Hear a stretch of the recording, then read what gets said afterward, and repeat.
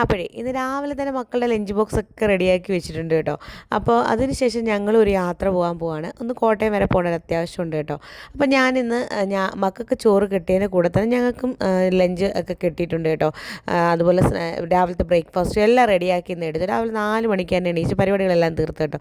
വേറെ ഒന്നുമില്ല, ഇന്നലെ അച്ഛന് ഇതുപോലെ ഒരു ലോങ് യാത്രയുണ്ടായിരുന്നു.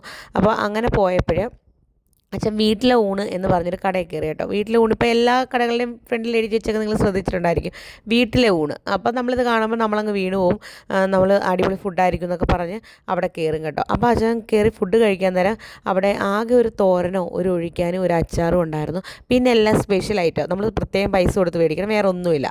അപ്പോൾ അവർ പറഞ്ഞു പൊള്ളിച്ച മീനുണ്ട്, ചെറിയ ഐറ്റം ആണെന്നൊക്കെ പറഞ്ഞു. നമ്മൾ ചെറിയത് കണ്ടപ്പോൾ അത്ര റേറ്റൊന്നും ആവത്തില്ലെന്ന് വെച്ചാൽ അച്ഛൻ ഓർഡർ ചെയ്തു, കഴിച്ചു. ബില്ല് വന്നപ്പോൾ ഞെട്ടിപ്പോയി കേട്ടോ. ആ ഒരു അയിലയുടെ അത്രയുള്ളൊരു മീൻ 650 രൂപ. വീട്ടിൽ ഊണെന്ന് പറഞ്ഞിട്ട് ഒരു ടേസ്റ്റും ഇല്ലാത്ത അച്ഛൻ പറഞ്ഞ തോരനൊക്കെ ഒരു സ്വല്പം വെച്ചിട്ട് അത് ചോറ് കഴിക്കാൻ പോലും ഇല്ലാത്തോണം കറികളാണ് കൊടുത്തതെന്ന് പറഞ്ഞു കേട്ടോ. വെറുതെ എന്തിനാ നമ്മൾ ഈ കഷ്ടപ്പെട്ട പൈസ വെറുതെ കടകളിൽ കൊണ്ട് കളയേണ്ട ആവശ്യമില്ലല്ലോ. മക്കൾക്ക് ചോറ് കിട്ടുമ്പം തന്നെ നമുക്കെല്ലാം റെഡി ആവുമല്ലോ. അപ്പം ഞാൻ എല്ലാം അങ്ങ് റെഡിയാക്കി എടുത്തു കേട്ടോ. അങ്ങനെ നമ്മൾ പോകേണ്ട കാര്യങ്ങളൊക്കെ സാധിച്ച് അതിന് ശേഷം തിരിച്ചു വന്ന് 2-2:30 ആയപ്പോൾ ഒരു പെട്രോൾ പമ്പിൻ്റെ അടുത്ത് വണ്ടിയൊക്കെ ഒതുക്കിയിട്ട് ഞങ്ങൾ ഫുഡ് കഴിക്കാനായിട്ട് നിർത്തി കേട്ടോ. അപ്പോൾ എൻ്റെ കണ്ണിപ്പെട്ടൊരു കാര്യം ഞാൻ പറയട്ടെ. താണ്ട ഈ ഒരു ചേട്ടനെ കണ്ടോ, ഇവിടെ വഴിയിൽ നമ്മൾ പയർ, വെണ്ടയ്ക്ക ഇതൊക്കെ വിൽക്കുമായിരുന്നേ. അപ്പം ഞാനും വാങ്ങി കേട്ടോ. നല്ല ലാഭമായിരുന്നു. 3 കിലോ പയർ 100 രൂപ. നല്ല ലാഭമാണ്. നമുക്ക് ഒരു പിടി പയറിനൊക്കെ 60 രൂപയ്ക്കൊക്കെയല്ലേ നമ്മൾ മേടിക്കുന്നത്. അപ്പോൾ വാങ്ങി. അപ്പോൾ ഞാൻ എൻ്റെ ശ്രദ്ധയിൽപ്പെട്ടൊരു കാര്യം ഞാൻ നിങ്ങളോട് പറഞ്ഞോട്ടെ. അപ്പോൾ ഒരു ഇന്നോവ കാറിൽ ഒരു സ്ത്രീ വണ്ടി നിർത്തിയിട്ട് അവിടെ ഒന്ന് പയർ വാങ്ങി കേട്ടോ. അപ്പോഴേ ആ ഒരു 3 കിലോ പയർ ആ ഒരു സ്ത്രീ ഓരോന്നും പറക്കി എടുക്കുന്ന ഒരു രംഗം ഞാൻ കണ്ടത് കേട്ടോ. കാര്യം നല്ല പയറാണ്, അതിനകത്തൊരു പുഴു പോലും കാണാനില്ലാത്ത പയറാണ്. എന്നിട്ട് അവർ ഓരോന്നും പറക്കി എടുത്തു.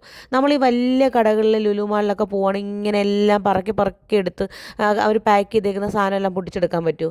എനിക്കറിയത്തില്ല എന്ത് മനുഷ്യരാണെന്ന് കേട്ടോ. ആ ആൾക്ക് അന്നേരം നല്ല തിരക്കുള്ള ടൈമായിരുന്നേ. അതിൻ്റെ നടുക്ക് നിന്നുകൊണ്ട് അയാളെ മെനക്കെടുത്തിക്കൊണ്ടാണ് ഇത് നുള്ളിപ്പറക്കെടുക്കുന്നത്. അങ്ങനെ എടുത്ത പയറിൽ നിന്ന് തന്നെ പിടിച്ചു കുറച്ചെടുത്ത് ഇവർ വെക്കുന്നുണ്ട്. ആ ഒരു കവർ പയറും അവർ ഓരോന്നും നുള്ളിപ്പറക്കി ഏതാണ്ട് ഒരു അരമണിക്കൂർ നിന്ന് എടുക്കുന്നത് കണ്ടു കേട്ടോ.